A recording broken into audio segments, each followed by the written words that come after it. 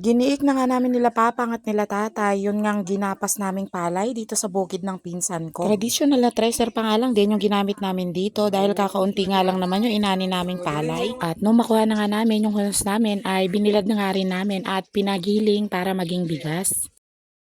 Mag-aalas 5 na nga ng hapon at ngayon pa nga lang namin na ipag-iik yung amin nga ginapas sa palay nung mga nakaraang araw. Sobrang busy nga kasi talaga ng pinsan ko at mga ganitong oras niya nga lang din kayang maharap yung kanyang palay. Traditional na pang-giik pa nga rin ng palay o treser ang ginamit nga namin na pang-giik dahil ko konti nga lang din naman. Nung ibinigay na nga ng pinsan ko yung hati nga namin na gumapas dun sa bukid niya ay ibinalad na nga rin namin kinabukasan. Maghapon nga itong nakabilad sa arawan at paminsan-minsan nga ay pinupuntahan ko nga ito para nga haluin. At nung medyo mababa na nga yung sikat ng araw at hindi na masakit sa balat ay winalis na nga rin namin at inipon at isinilid na nga rin namin sa sako. Medyo struggle nga ang pagsasaki dito dahil ako nga lang din naman ang maalam sa pagsaki at si Papa nga ay hindi nga masyadong marunong. Kaya nga ang sabi ko sa kanya ay walisin na lang niya at ipunin at ako na nga lang din ang magsasaki para ilagay sa sako. Medyo mahirap nga ito sa umpisa dahil medyo mabigat nga yung palay pero kapag nasanay ka na ay okay na lang din. Saglit nga lang din naman niya at natapos na nga rin namin na magsako at inuwi na nga rin namin sa bahay yung palay. At kinabukasan nga ay pumunta nga kami sa bayan para nga ipagiling yung palay at gawin nga itong bigas. Yan nga ang kagandahan na may sariling ani dahil mas makakamura ka nga sa pag-produce ng bigas. Inabot nga rin ng 37 kilos yun nga ang kinalabasan na bigas at meron nga rin akong darak na 10 kilo. Napakaputi nga ng bigas nito at napakalambot at masarap nga rin itong kainin. At kung bibilihin ko nga ito sa market ay siguradong aabot ito ng 2,000